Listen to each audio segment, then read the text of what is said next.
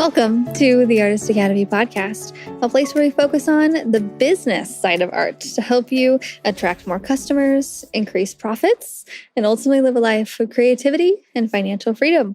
I'm your host, Andrea Earhart, and this week's replay episode features California-based muralist Morgan Bricca. And I have stumbled upon a more experienced version of myself in Morgan. I think you can just hear the vibe that we have. I could talk to her for hours. She is fantastic. She has this confidence and positivity of such an experienced artist, one who has dealt with past trials of owning a business, but happily perseveres because she knows from years of experience how the profits far surpass the struggles. For example, her project minimum nowadays, or at the time of this interview, was $7,500. Yep, that's her minimum. Anybody want that? I do. So granted, she lives in one of the wealthier parts of the United States where customers are happy to pay, but still she knows her worth and she sticks to what she's good at. And she has built a wealth of knowledge around the subject of murals, so much that she wrote a book on it, the Mural Artist Handbook. I wrote the book Mural Money. It's different. This is like the other side of it. She'll explain it, but I think Mural Money and the Mural Artist Handbook, if you have those two, you're pretty golden in getting your career started as an artist. Like, it gives you a good foundation. And she covers a lot of things that I don't cover in my book, and she'll tell you all about it. But let me know what you think of this replay episode with Morgan Bricca. Hello, everybody. We have Morgan here. We have we're like mural sisters because we both have a book. We both do the teaching thing. We both do murals. And so I'm really excited to talk to one of my own, really. So hello, how did you get to where you are today? Oh, Andrea, let's see. It started with quitting my job when I wasn't that happy in IT. And then I actually owned this cheapo condo. Like, when I say cheapo, I can just put that in parentheses and bold. And so it needed a lot of work. Like, the ceiling is dripping and everything is linoleum and falling apart. So the cheapest thing was paint. I couldn't afford a window. I couldn't afford tile.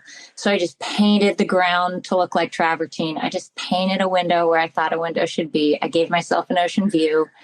The cabinets were like, everything was like, you just cringe. And so I painted the cabinets. Like, I learned basic painting techniques. I actually had a friend who was a professional painter, and he was trying to learn more about faux finishes. So he'd come over to my house on the weekend and we'd practice Venetian plaster, making paint from scratch. He taught me how to tape properly, how to get a good drop cloth. Like, I'd put down a sheet and he was like, yeah, no, you don't want to do that. So actually, I feel like inadvertently, I learned a lot of the house painting tips and tricks, which I think are so useful for house painters to learn, like, kind of right off the bat. Like, that's more the angle I came at it. But I was very much just handy and like working my hands. I didn't know it because both my parents went to college. You get a good degree.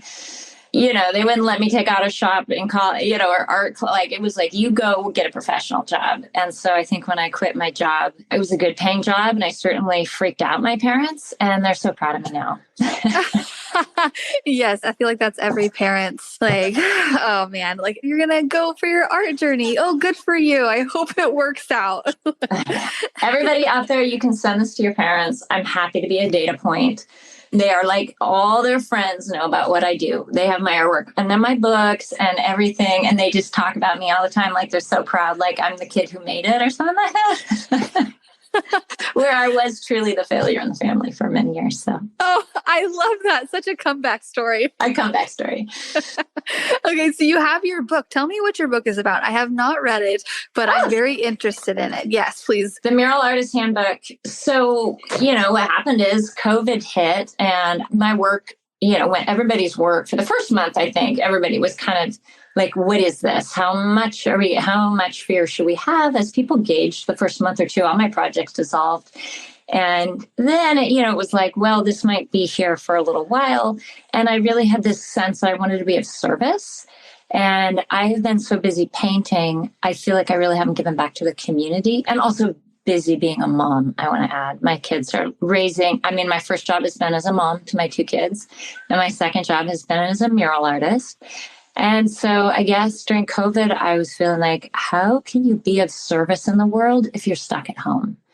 And I thought, I like to write. and I know how to do something well, and I'd love to share with people. So I wrote the book. Mural Artist Handbook. And what all is in this? I've actually looked through this. It's on Amazon, right? Yeah. It's on Amazon. I tried to get it in independent booksellers, but like Amazon can just undercut every independent bookseller by like $7-8. And it's just, and it's a lot of work to get in the independent booksellers. Even though I haven't even done digitally yet, I really like holding it. There's pictures in it. There's quotes in it. Practice is the best of all instructors. Yeah, I really wanted it to be something that I wanted to hold and that I liked and was really a keepsake of what I had learned in my career. So what's in it is I kind of break it down by project type because I have found that the metrics for success are so different. And even the process is so different if you're doing a residential or commercial or school mural or community mural. And so I kind of break down those 4 sections. I also talk about how things have changed because, I've been doing it 20 years and obviously it's such an exciting time. And I think people forget, like, this is happening now. There's a lot of work. There's a lot of money in it. There's a lot of attention in it. That was not the case 10 years ago or prior. Really? Tell me about that. So like, I started in 2000 and, the city of LA from 2000 to 2010 banned all murals. No murals were legal because they hadn't worked out essentially the permissions on how do you categorize advertising versus art. And I think they had some lawsuits or things like that. And also, look at the brands. Like I'm on the West Coast. We have Fry's, we have Trader Joe's. Those were like the best commercial jobs you could find.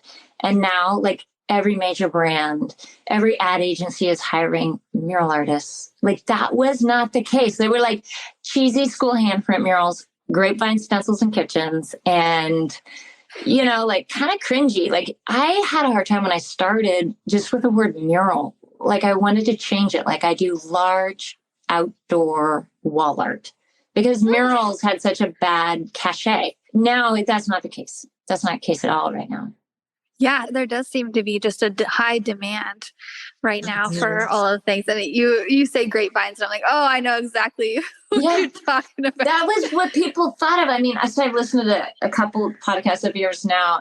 When I was starting to write my book about a year ago, I was on Amazon and I stumbled upon yours and I was like, oh, wait, somebody's already written it. And I was like, wait, no, this is kind of different in a way that we talk about different things and you're more about the tangible, how to go about it. And I was like, so almost our books hand in hand would be like the complete thing. Right. So because we both go at it at different perspectives or different techniques. And I really like that you have the experience from 20 plus years or however long. So yeah.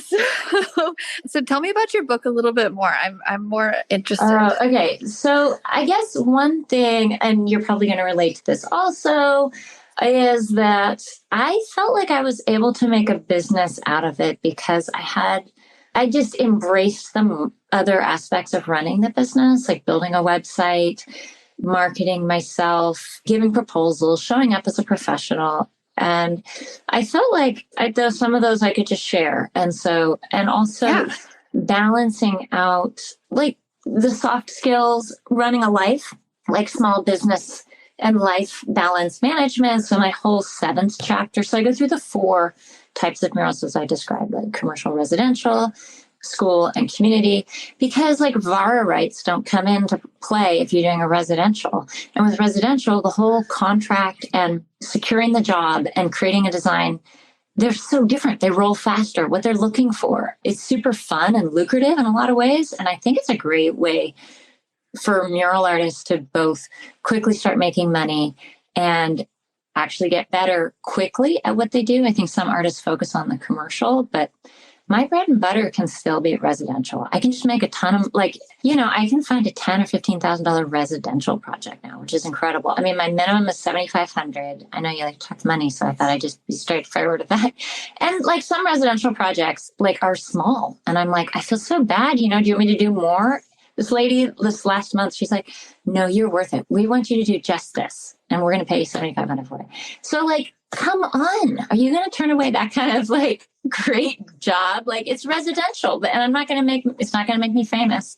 but it certainly pays the bills. And that's a balancing act that artists always will be choosing.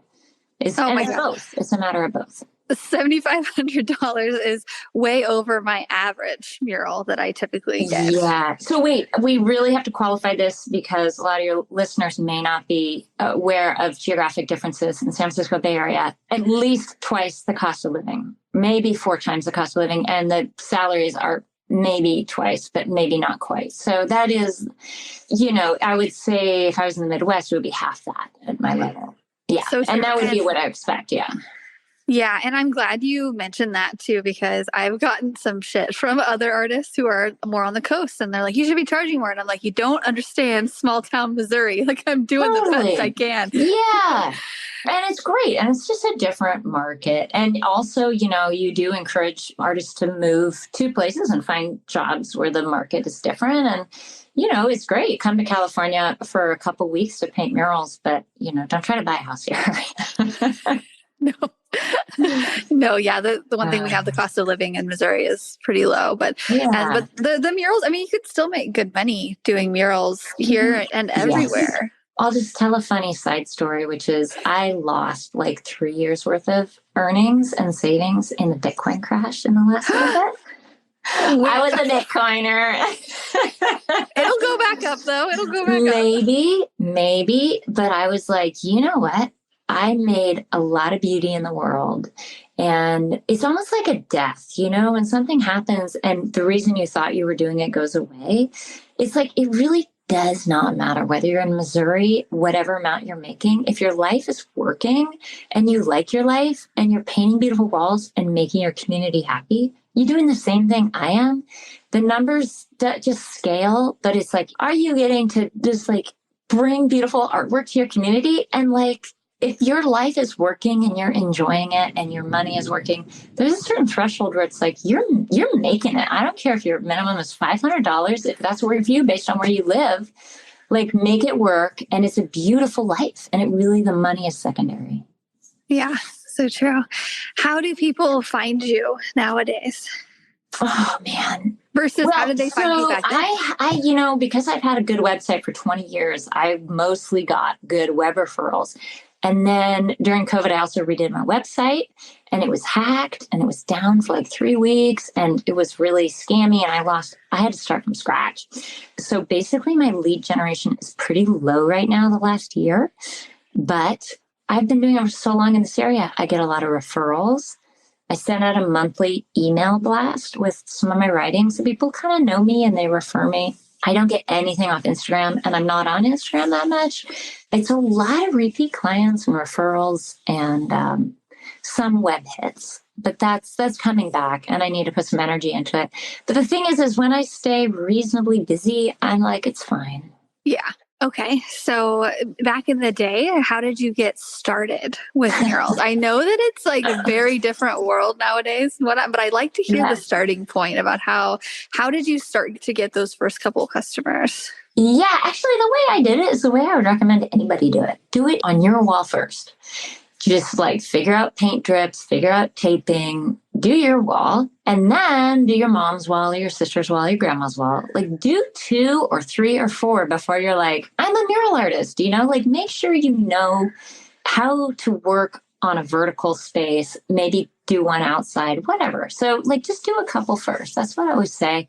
That's what I did. And then this was back in the day, I bought a little business card ad in the local parenting glossy magazine. And that was really how I found my first, and it was $400 a month to get like a business size ad. I mean, right now, if I put $400 into Google a month, I would be so busy, like my budget has been like $25, $50. When I started and had no business, it was $400 a month just for a business size ad.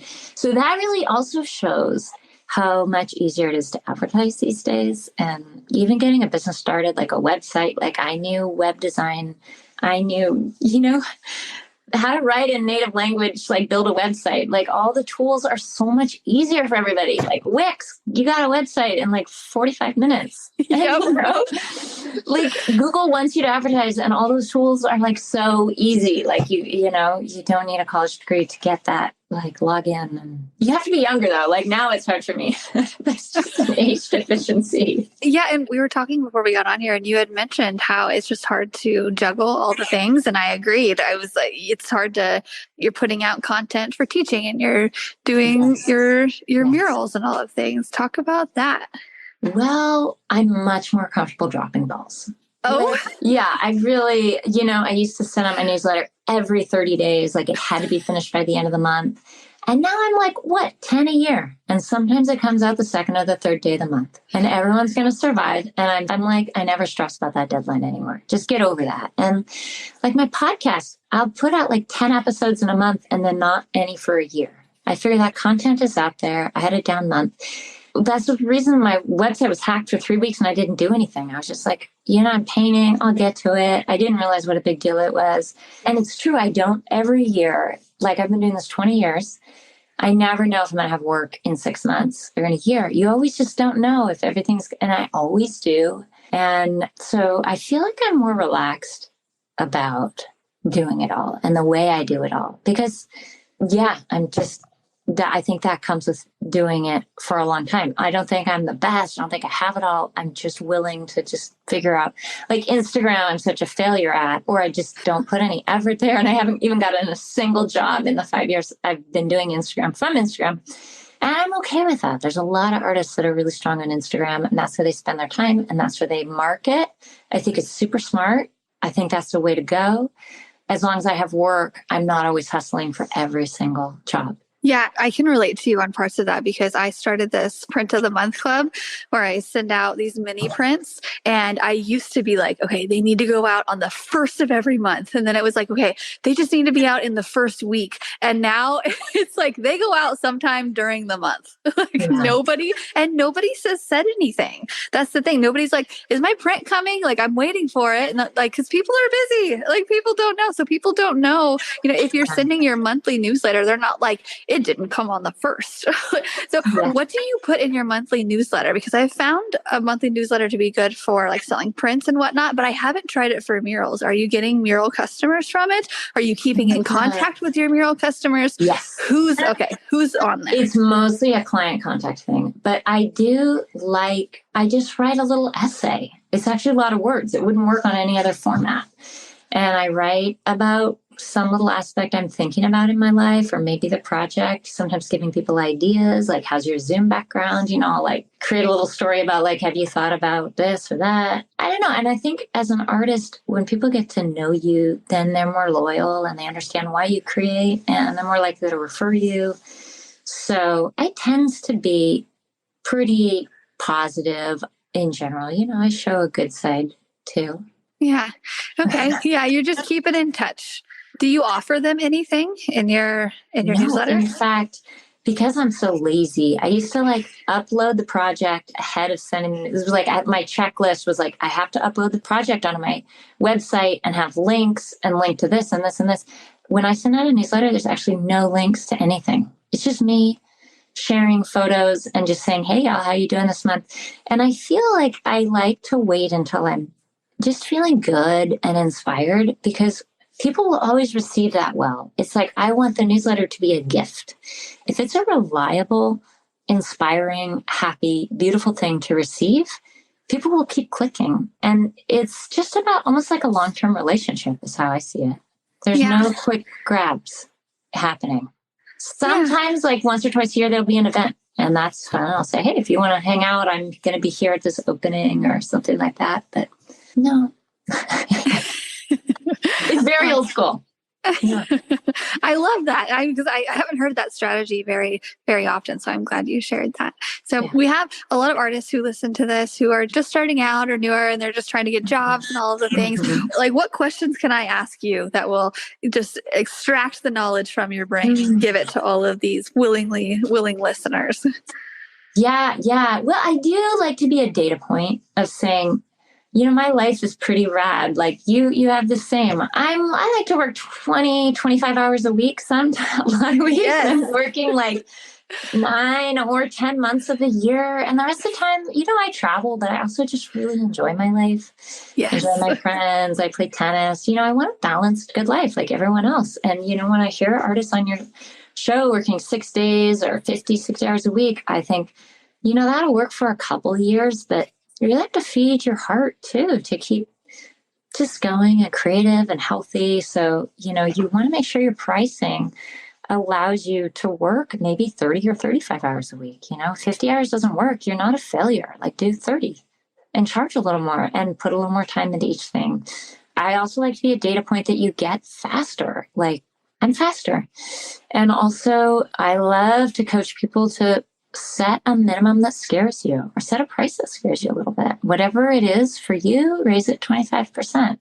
Never feels comfortable. You always feel like, oh, they're going to think I'm a, fill in the blank, and it's not good. And I just do it. And then, they often accept or they don't. But if you find that you can get a steady inflow of leads, like at this point, I only need to paint 2 murals a month. And I get a lot of the murals I bid on. So if I do 4 to 6 proposals a month, I'm going to get 2 projects a month at least. And so if you can you don't need hundreds of people you need about 8 people a month to find you. And 2 of those won't be a good fit, and 6 will. You'll bid on them. And you get 2 of them. I mean, actually, I get a higher rate than that. Once somebody's called me and reached out to me, it's a little higher. So that's all you really need. It's much smaller than people think. Yes. And I love that you just shared those numbers about maybe 8 people or 8 possible jobs, and then 6 that would be a good fit, and then 2 that you land. That's great, because I feel like that's not talked about enough. And a lot of people get discouraged, especially in the beginning, when somebody reaches out and then they get ghosted, or it doesn't work, or their price was too high. Because I just had a customer reach out maybe 2 days ago, and they wanted a logo done. And I am completely booked for the rest of the season until I have this baby. And so I was like, I know. Congratulations. It's like big and out there. This is the best job in the world for a mom. Can I just say to all the female painters out there, and you're younger than me, I'm sending my youngest off to college. I never missed a spring break. I never missed a ski week. Sick days, I was like, hey, I can't go paint today. And nobody's in a rush with a mural. They're like, this week or next week. I mean, sometimes, you have to get it done that week, but it's so malleable to your own schedule and your own effort level. And I've always felt like the projects come when I'm ready, and then they slow down when I'm like ready to take a month off. And there's no better job and it keeps you fit. It does. And your kids think you're cool, and you paint at all their schools, and you're like, when you're a teenager, they're going to be so thinking what you do is cool, and they're going to be so proud of you. It's really, really fun. Oh, I love that you just reminded me of that. Thank you. Yes. Yeah. The freedom of it. Yeah. Because I'm enjoying the freedom of it, just being like a married person without kids. And so we get to do whatever we want. But I guess you're right. Yeah. As soon as I have kids, I'm going to get to go to their events. I'm going to get to go and do things with them when they need me. And the other thing is, like, I think until my kids were about 5, I probably did between 5 and 10 murals a year. So, and I know mural takes more than a week. So let's say I was working 5 weeks a year, the first year. It doesn't matter. My business was still there for me in 2 years. I didn't send out the newsletters as often, but it's not like tech. You can just drop out and get a little quiet for a couple of years and then get right back in. There's no problem. Yeah. Okay. Because I have a baby coming, and I'm not sure how much I'm going to want to. I might just dive back in or not. Yeah. Right now, you're good. So you're fast at what you do. And there's going to be some easy projects that come along your way. And they're going to be like, I can make $5,000 this week. I'm going to strap my baby on my chest and be with her every day. I have pictures of Allie in her bouncy chair while I'm like painting, because, I can paint. And she goes on my back, and we take walks if she gets fussy, and then she's asleep half the time. And I painted a bunch of murals. Actually, one mural I remember in Berkeley, which was like 45 minutes away. I brought a babysitter with me for the day because I'm making so much painting and murals. So I would she was like 6 months, and I just wasn't ready to leave her during the day yet. It was my second. He'd walk her around the block, take her to coffee, and come back. And it was like all day it was a guy. He was within like, a minute or 2 of me. And I was happy with that. And so, because the thing about murals is you make a lot of money when you're actually painting. And so when you're actually painting, if you can just find an extra set of hands that week, you're set. And then you take 3 weeks of the month off. Okay. Yeah, that's a good idea. I just love the flexibility and the profitability. You just can't. Yeah. But, yeah. So anyway, a customer approached me a couple days ago and they wanted a logo painted. And I was like, theoretically, I could like hire out another person. Then I could go and do the finishing touch-ups and it would be a hassle, but not too much. But so I bid it at 1,500, which is like, it was just a small logo. And I was like, like maybe it's probably worth 1,000. I don't know, but I'm just going to bid it high. And he said, no, he said that was really too expensive and couldn't do it. But I was like, okay, whatever. Like it doesn't really actually matter. But like that just goes to you. Sometimes I don't get them too. Like it's just, and you have to start to bid higher when you value your time better. And that's okay too. Yeah. Do you have any crazy stories that has happened? Tell us all the things. So I painted like 600 murals.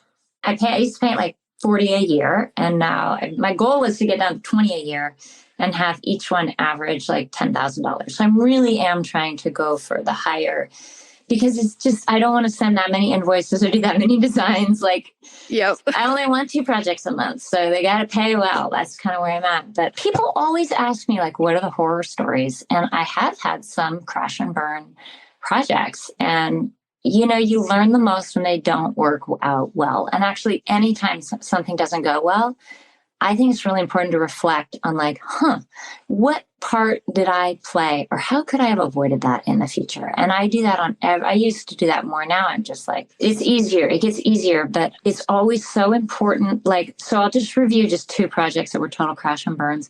One is I try to be friendly and I just try to overgive, like, oh, I'll just throw that in for $500 and I'll do that. And they started to think that my work, they didn't have to pay me or something. And in the end, it went to court and they kept canceling. They were an hour away from me and I had to go back to court 3 different times. And every day they just not show up at the last minute because this is legal. So just to waste my time, they just started playing with, like, the woman was really an unhappy person. I could tell that right away. Like, wow, she's not thriving in her heart or in life. And they found some little problem with the work and just refused to pay me. Oh, and so I had taken I usually take a 50% deposit, which I did, but then the project tripled in size and I did not update the contract. I did not get a higher deposit.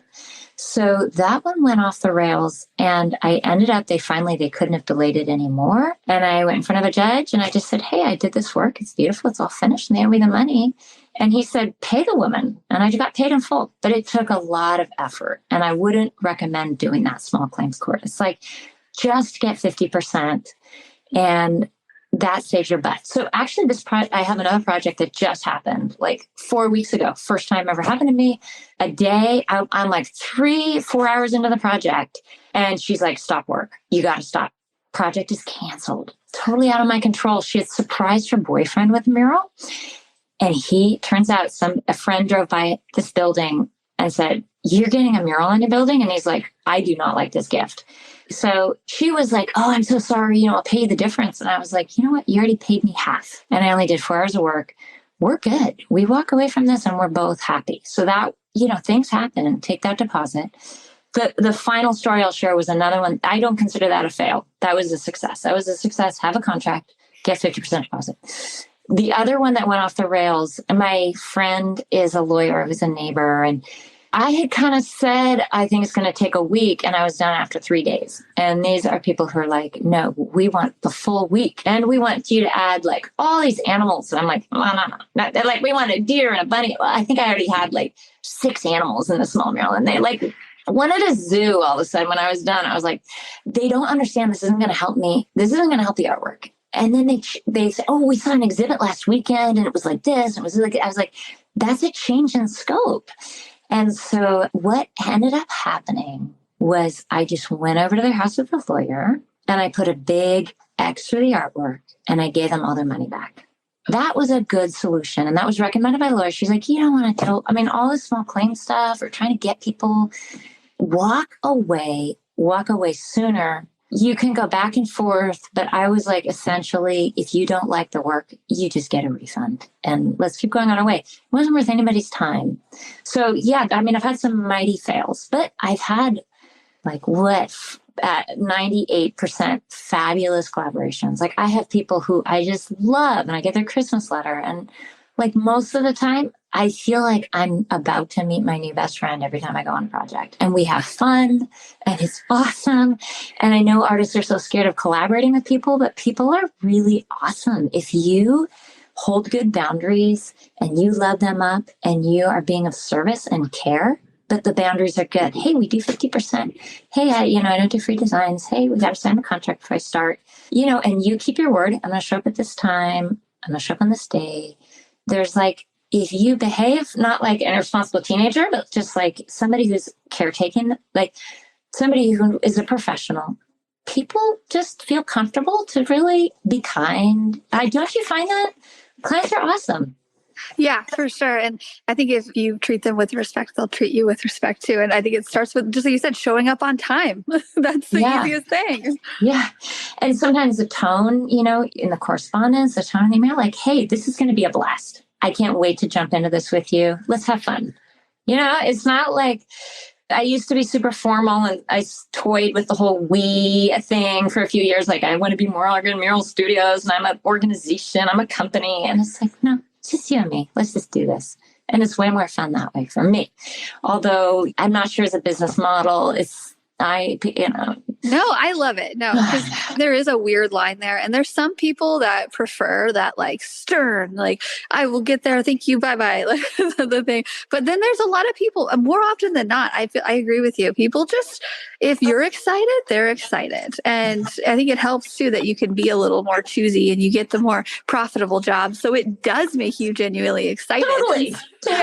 I mean, it's really awesome. Like, I was just driving to work this morning and I was just happy. Like, I can't believe my life. I love I'm going to work today. This is okay. And I've been doing it 20 years, like 15,000 hours.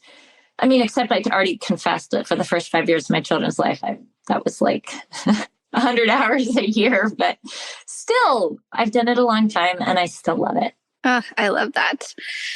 I just want to tell everybody, I feel like you are in really good hands with Andrea. She knows what she's doing. Everything I listen to her about her videos, the interviews, she knows what she's talking about.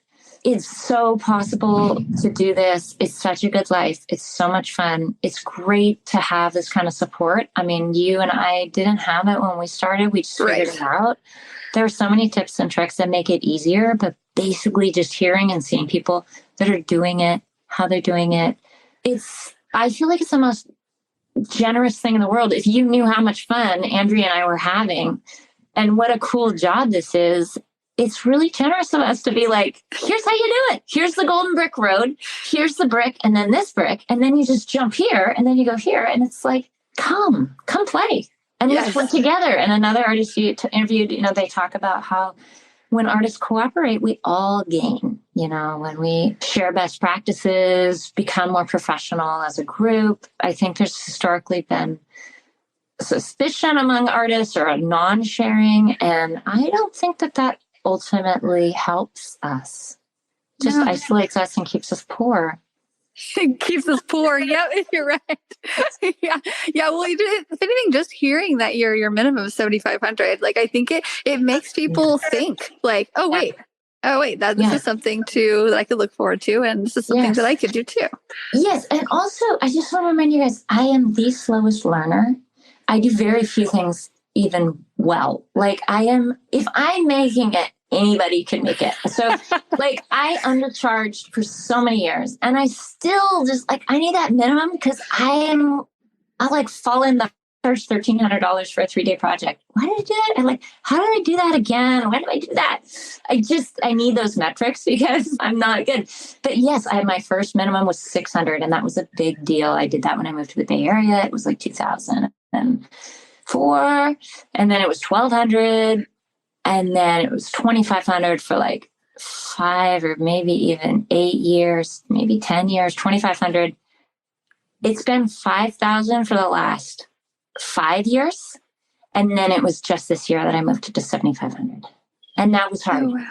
And when I was at 5,000 going to 7,500, I was like, I'm never going to work again. That's it. When I went from 3,500, I skipped pretty fast from 2,500 to 5,000. I was only at 3,500 for like a year or two.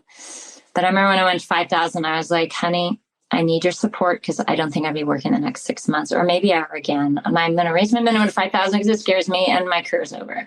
That is not what happens. That's not what happens every time. And right now it's 7,500 and I'm still finding jobs. So, I don't think you need to like jump ahead. You don't need to raise your rate to 7,500 if you've only done it a couple of years. But, every 5 years, you should be almost making double what you were. 10 years, definitely double it. That is very true. Yeah. Every 5 years, at least, we're making double what you were. It's possible with a career like this. Yeah. I mean, you can show a huge body of past work.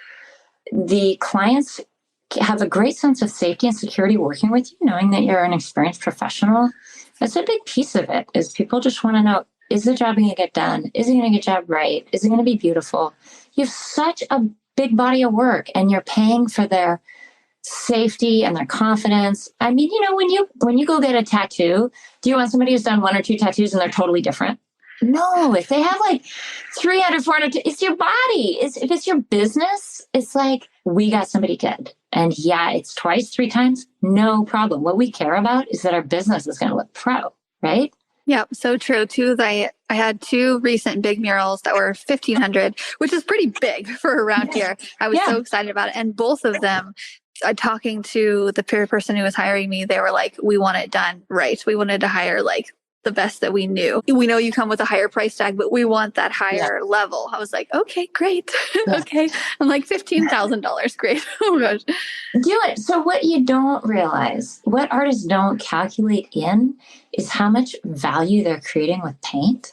Because so if they did any other material, it would have been a $25,000 or $30,000 project. If they want to do, like I see you have a stone hearth behind you, that's stone work, beautiful, huge price tag. Or they want to do landscaping instead, plant flowers, water it, gardeners over the year. They're going to be paying another $25,000 a year for that.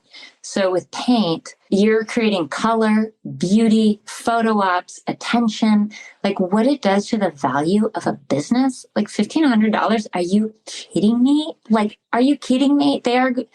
The people, everyone's going to be like, oh, let's go there. They have great ambiance. It's because of the freaking mural. They're selling so much of whatever they sell. Artists undercut like the actual long tail of what they create. That includes at schools, that includes at businesses, communities, and residential. Like, this is crazy, but one of my clients just told me she's moving again. It's the 3rd time in 4 years. And I'm like, she's like, my daughters, the only thing they're going to miss is their murals. They're moving. They just have to take their murals with them. And I'm like, yeah, okay, I'll put you into January. Great. We'll see you then, and she knows my pricing. They love working with me. They're repeat customers. Sometimes I have heard that people bought a house or they said it was so easy to sell, they just fell in love with the mural in the kids' room. Now, how much did they pay me for that mural and how much did that improve the housing cost? So that happens all the time. Yes. Yeah, you're totally right. Because I just wrote a proposal to my local town. So I live right outside of Springfield, Missouri, really small town, but still close to the city. And we have no murals right here. It's very small.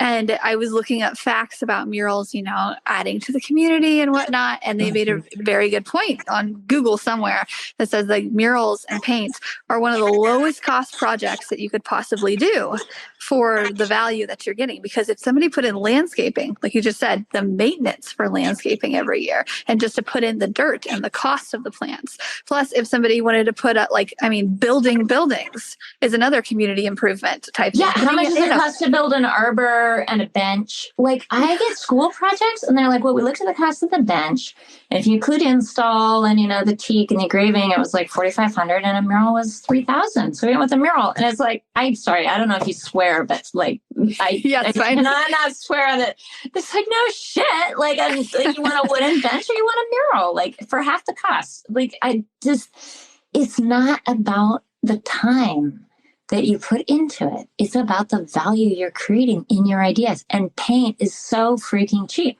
You don't even need to put it as a line item. It's like $50. Like, it's embarrassing to put it on an invoice. Yep. Don't charge for materials.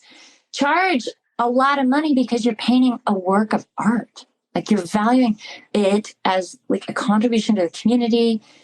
You have to think of it in the scale of how much revenue is this bringing towards the business, towards the homeowner.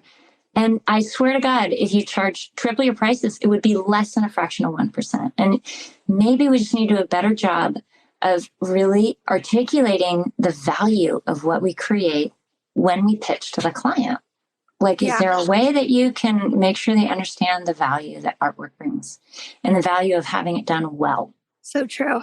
Yeah. Just looking at it from a value standpoint and not a time standpoint, because for the longest time, I would just value my time and be like, so much an hour is what I would go with. And now sometimes I'm making $100 an hour. Sometimes I'm making $200 an hour, and it's somewhere in between, but it's like, it's more of per project recently. And you're right. It is the value, because that logo that you're painting on the outside of the building is going to let every car that passes by for 10, 20 years know that especially logo work should be charged at a high rate. So that's the thing, is when you do community murals and it's for a Girl Scout troop or it's for some, children's hospital, you do run across projects where it's like, okay, budget really matters. But if it is a corporate logo, you should be charging. When people do things that are really more strictly for that, you should be charging double, honestly. It's a for-profit endeavor. It's not as much like a work of art. Yeah, I totally agree. There's some projects that you make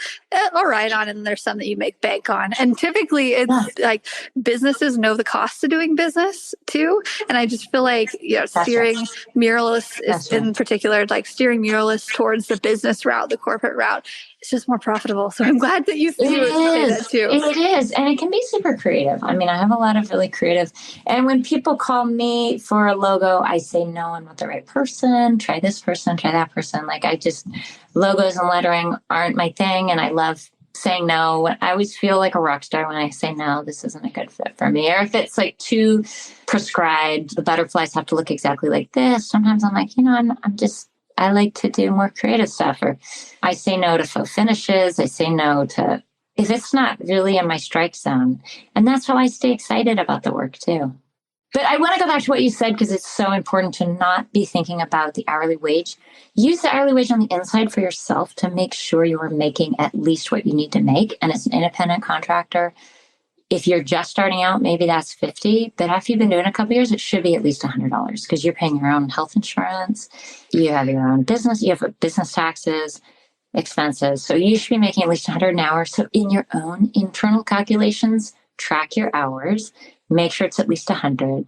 But that's like the lowest. And you don't want to bid just at the lowest. You want to bid not associated with your time. You want to look at the value of the project and bid higher.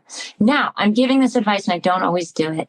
And I'm not that consistent on it, because sometimes I'm like, oh, it'll only take me a few days. I should feel bad charging that. That's like a little gremlin that still lives in me. And I'm like, hey, thanks for sharing.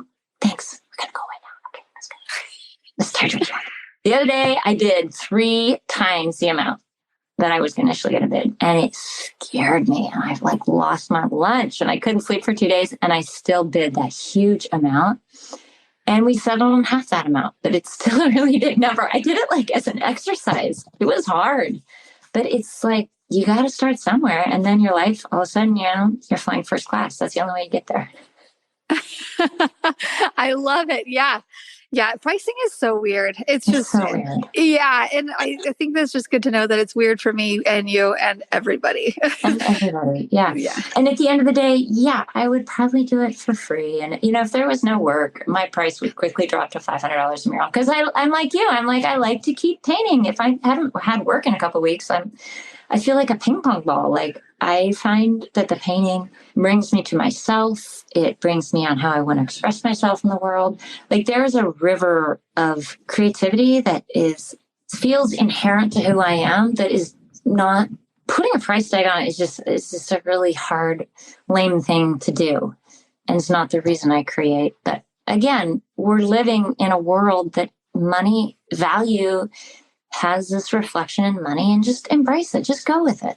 Yep, I totally agree. So what is one little bit of piece of advice that you can leave us with before we get off of here? Anything that might be important that you've learned in your many years? I love talking to muralists that have been at it for so long, because you have such a storage of knowledge that we might need to do another interview here in a while to get all of it out. Yeah. So, it's funny, on the outside, my metrics look good. I love what I do. And, I'm making a money now and I don't work very much. And like it's like cheating all the time. But you know what? I always have it within a month. Like a lot of times where I feel like, oh my God, I'm like not good at what I do. Everyone else is better. I'm never going to have any work. Is this going to work? What am I doing? Like self-doubt is just how the human brain works. And so when you're starting out, you're more likely to believe that self-doubt thing because you don't have enough experience. So it would give you data points otherwise. But I would just say, like, those are your thoughts doing their job. And if you feel called to paint, just keep trying and doing it. And it just keeps getting easier the more you practice. Like you just have to trust that system. Whatever you decide to spend time with, whatever other job you do, you're going to get better at that job or this job. So I guess my confidence crashes all the time. And so a beginner should know that. It's just part of it. You get turned down all the time. You get people that are like, no, it's too much, or I don't want a mural. And it's like, oh my God, they don't know. They should have picked me. There's like, like, just get over it. Then the next day you wake up, you have a cup of coffee and it's a whole bright, fresh new day. Or, sometimes it takes a few days and that's okay too. Yeah, that's okay too. It's okay to doubt yourself as long as we rebound quickly. Yeah. Figure it out. Yeah. It's not, that's the hardest part of the job. That's the hardest part right there. The rest of the part, the actual writing the proposals, thinking about money, going out and painting, like what else is hard? It's the exposure and exposing yourself to that risk that the thoughts are going to come back and say, no, there's some fault with me. There's some reason why I can't do it or I'm not good enough. And those ghosts are so mean. And so you got to just, those are the only thing standing in your way, right? Yep. It's really just whatever's in our own minds, because we determine if we listen to it, we determine what we price, we determine how quickly we're going to get up and going and be on time. Like it's all in our brains. So much control. It's really frightening, or just leeway. And I'm just trying to think of if it doesn't happen up.